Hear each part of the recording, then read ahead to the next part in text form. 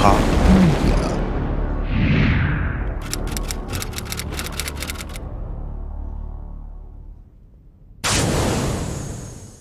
Okay, 3, 2, 1. Hi everybody, Steffy G. So I'm here today with Be Smooth. You know how I love it smooth. With Radio Soul 100 FM. So, how are you today? I'm doing good, Steph. I appreciate you having me. Absolutely. Appreciate you having me. What's this beautiful place we're in? I know, what an awesome space this is. So we're at Naomi's Island Cafe. We're at District North Theater here at 814 3rd Street. So we're in Las Vegas, and that's obviously the place to be. So that's my first question. What are you loving about Las Vegas right now? I'm loving about Las Vegas is the opportunity to sit down with you, one. Two, I'm loving the opportunities that present themselves with all these venues that are now getting to open, because remember, we had this pandemic, right? Yes. And no one was doing anything, right? Only the big shows, maybe, but all these guys are like starting to open up again and say, hey, come on in, guys. Let's do down. something. Let's have some music. Let's do some real live music. Right. Let's play some guitar. Let's use the piano. Let's use our voices, and let's communicate. Yeah, let's share some air. Hey, that's what I'm loving about Vegas, and where else would that be but here? I know. So Vegas right now is like an oven when you open it. So I'm super glad to be here. I wish we had a drink. So and then Naomi's has the best drinks. So they made me a pink panty the last time, and I didn't know what it was, and everyone was making fun of me, and I was like so embarrassed, and I was like, oh my god, I'm sweating my balls off. But anyway, so that's a lot of sweat, by the way. Man, you know what? I've been told it takes quite a lot. So some people have asked me like, are you or aren't you? And I'm like, girl, you'll never know. But what I do know is that I'm obsessed with like bluesy soul music. That's my thing. I don't know if you, of course, like, you didn't know if you really met me. But what's your zhuzh? Like, what's your... So Radio Soul 100 FM is a internet station here in Las Vegas, and we specialize in soul, funk, and jazz for the generations.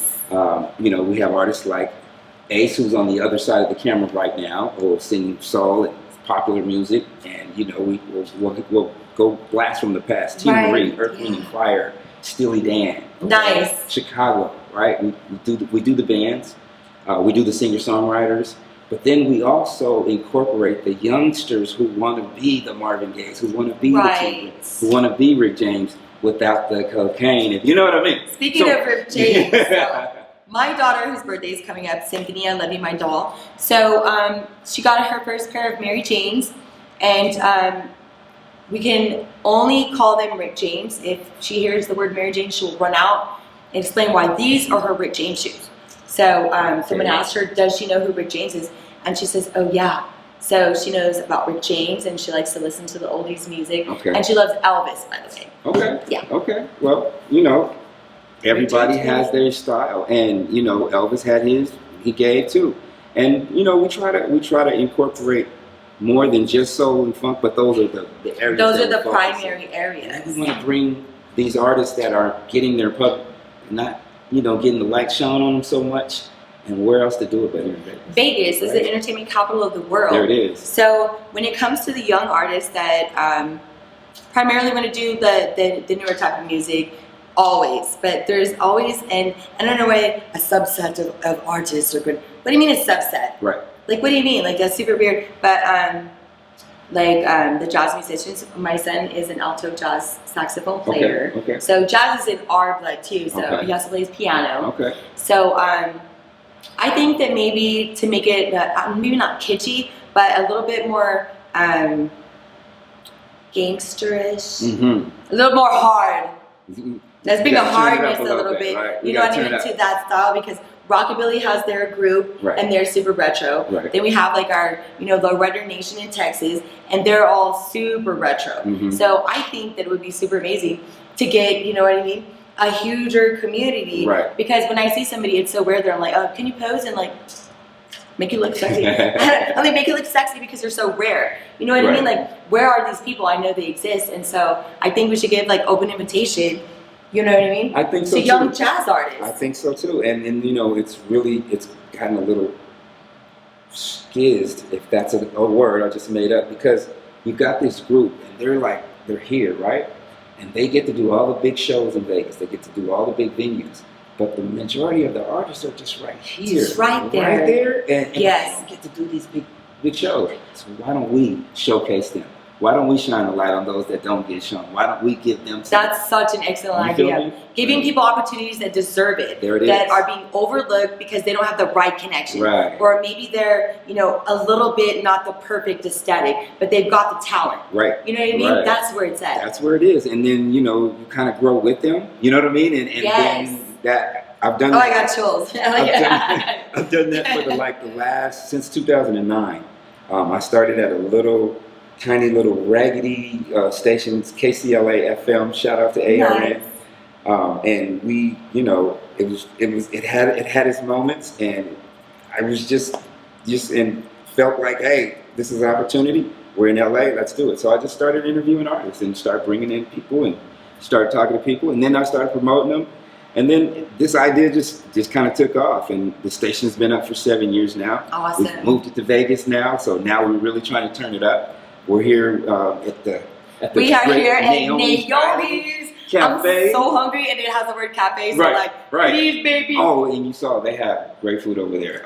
I'm a big fan of oxtails. They got the oxtails. Okay, oxtails. Oxtails. They have oxtail hummus, I believe, at a place here in Las Vegas called Sparrow and Wolf. Mm-hmm. I only know because I'm obsessed with Sparrows and Wolf. Okay. Otherwise, I wouldn't remember. You have to try it. Okay. It's so good. Okay. It's a little weighty for me, where you have to wait a lot, but I guess I used to live around there, so it was worth it. Right. But so you used the word opportunity a few times, and that kind of called to me. So the younger generation is what we're trying to appeal to, young and mid. Mm-hmm. So when it comes to the music industry, I think a lot of people look at certain things as, oh, this is a great opportunity, and they're naive and they don't have the power of discernment, and they've kind of been through it with people that have screwed up their life a little bit, and they see that as an opportunistic person rather than giving. So that's why when a person comes with a heart, they are already a little bit like of an animal. You know what I mean? And you can offer them the world and tell them, and it can all be real. Mm-hmm. But they're so timid, I noticed, because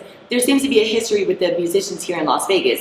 I did notice a trend of, I'm kind of falling off because, and I'm like, no, you got to keep going, baby. You're super talented. It's like, I think these people need to. We need to rewrite the history here, right? We need to regenerate the history. Absolutely. And infuse a new generation of artists that are coming up. I also do a little bit of label now, and I have an imprint. So what we want to do is bring some artists up with. You keep your publishing, you work on your publishing, you keep your royalties to music. We're just helping you with sales, basically.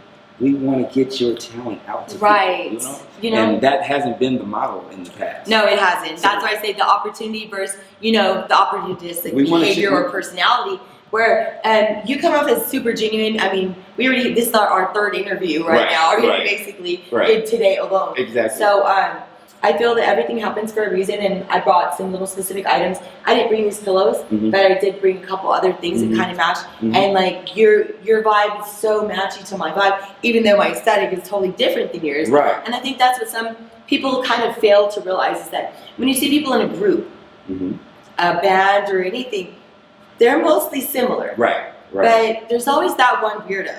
Let's give that weirdo a chance. There it is. There it is. Come on, guys. There it is. I'm here. I totally get that. And the thing is that make them feel comfortable, and because if you're a nonconformist, sometimes it hurts. And in those groups, within those groups, there's people that can get together that are outside those groups. Yes. And so that's where the humanity, the influence through, and the mixing of ideas. Plus, music has no color, none of that. Because if you're just always wearing the same color all the time, it gets boring. Right.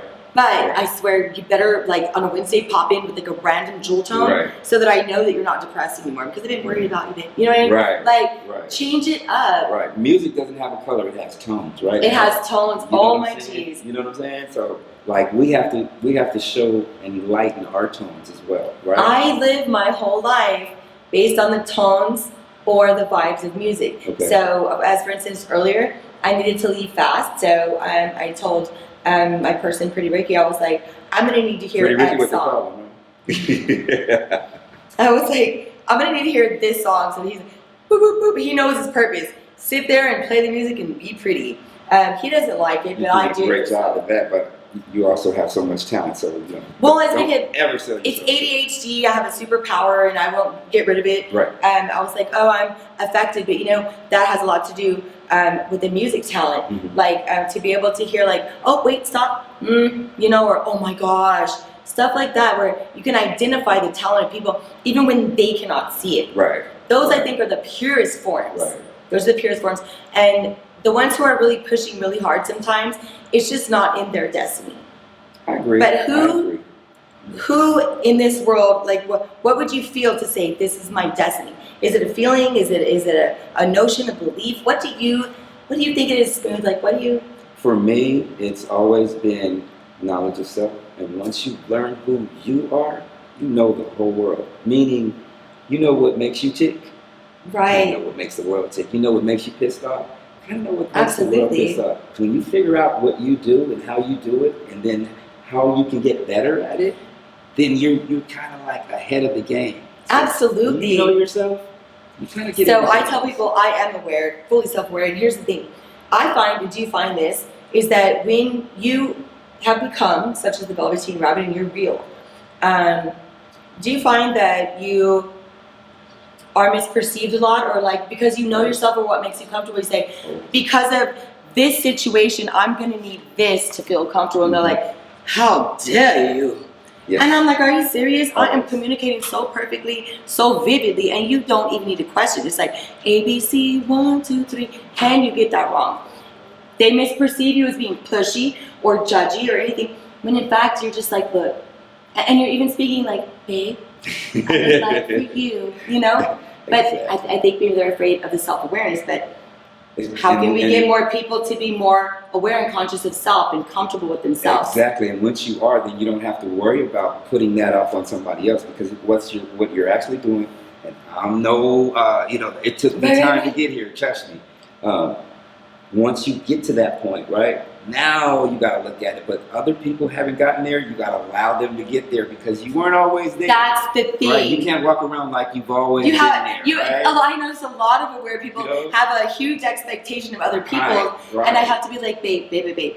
Now look at her and think about her and how pretty she is. Now come on, are you expecting too much of her? And she's all, yeah, right, yeah. right, So right. This is what I think is helpful, is to always take into consideration the ability to perceive on the other person's end. Mm-hmm. So, just such as speaking to a kindergartner versus a professor. You will not talk to them the same, so we can't always discern what level someone is on, right. but most of the time people like us can. Right, I have a friend, she's a teacher, and she, teachers are underpaid, and she gives a lot. She, teachers go out of their own pocket, they spend a lot of money. And goes home Bless to her heart. students sometimes and does that. Yeah. It makes, something that we shouldn't even They're discuss. basically never off the clock. And that's the thing, it's like she still allows them, those kids, and some of them are special needs, allows them to be them. Yes. And then the parents actually get to see that, and then the parents they feel like they're validated, because they have it tough, right? They have it all so hard, and then she comes in and just saves the day, and it's like she doesn't get that love, right? And that's what I want to do. I want to give all these people love, and it's like our teachers are people that are providing, are people that are inspirational to us, are people who, the people who motivate us, who keep us standing up and standing Those strong. are the people we need to bring up and help rise above. No doubt. At any point in time, if there's a person that you see that's struggling or they've changed their behavior, that's very close to me, teachers especially, they never get off the clock. I want you to understand that they're not just paid to take care of your kids, they are underpaid to help you understand your children, especially a special needs child, which I do have myself. So in fighting with the Clark County District and trying to get something going here, I think that this might be why I'm here, to meet people like you that really want to push for a change here, because this is a place that people say, oh, Las Vegas, entertainment capital, but I wouldn't want to raise kids there. Well, why not? I think in the next decade, we can make this a place where you would want to raise your kid, because why wouldn't you want your child to have an opportunity if they have star quality, if they are the next Michael Jackson for the one show? Because I find in watching auditions or looking, outwardly for casting for any agency, movie, anything, no matter what it is, they have to be fully aware of self. Right. for them to be capable, because I've seen the most beautiful voices just crack and fall out when even one person's looking at them, and they can only do this with their eyes closed. You know what I mean? People are like, open your eyes, open your eyes. I'm like, no, that's her affectation. Right. She needs her eyes closed. Because you know she's seeing something that you guys aren't seeing with her eyes maybe closed. she has clairsentience or clairaudience, or maybe she has synesthesia, and she can see or taste or smell the music, and you're affecting her ability. Right. You sound like a teacher as well. I was teaching someone yesterday. I'm a coach of sorts, but I am absolutely not paid. This is just something that I have taken on as my duty to do in life, is to allow the universe to bring me people out of not being sought out or asking for anything. So whatever comes to me is what comes to me, and so it's supposed to be for you, right? And whatever you're looking for and whatever you're attracting is attracting you. Whatever you're searching for is searching you. Absolutely. Right? So if you're searching for an opportunity and you want to be a part of something, and you love smooth jazz, you like retro, you love the style like I do. So I dress up in every week, guys. So it just depends on my mood. But I'm gonna go home and probably wear a princess gown. Right. So you know what I mean? Right. Who knows? So we got Be Smooth here, and he is on the internet at FM 100 FM radio. Stumbling all over myself because I'm all heated. I'm so excited because I didn't know it was gonna go this direction. Right. But that's cool. Your musical platform can really open up a whole window for a community of people that don't even realize that it's there. Right. And the thing is that there are so many people, as we talked about, that don't even have the opportunity just to get on the radio. That's just one part of it, right? But to get on the radio in Las Vegas, right, be able to be interviewed, and then we have a network where we'll pass their information and their videos and everything onto the other stations in the network. So Miami, New York, Chicago, Atlanta. Proper marketing and support, people that believe in you, that can help you really hone your craft. So if this sounds like something you want to do, you should reach out to Be Smooth at 100 FM radio. So where can we reach you exactly? So all my information is, let's see, A. Smith at radiosoul100fm.com. And so is that A and then S-M-I-T-H? A-S-M-I-T-H. Okay, make sure. I'm not going to give out the telephone number. Okay, no. But I'll say this. The best way to get with me is on LinkedIn. Okay, LinkedIn. Gemini Records, Radio Soul, Records and Music, Radio Records, all that good stuff. You just Arthur B. Smith. LinkedIn, Gemini Records. If you guys have a poor memory from ADHD superpowers like me, you'll remember Gemini, because that's the best thing that stands out right now. You will not forget that. I really appreciate you. No, absolutely. It was such a pleasure. I'm so glad to meet you, and I'm glad you're my first interview. You really opened my whole thing. I watched an injury earlier, and I was like, am I covered in blood? I'm good. So I'm going to help you, Pretty Ricky, but I got to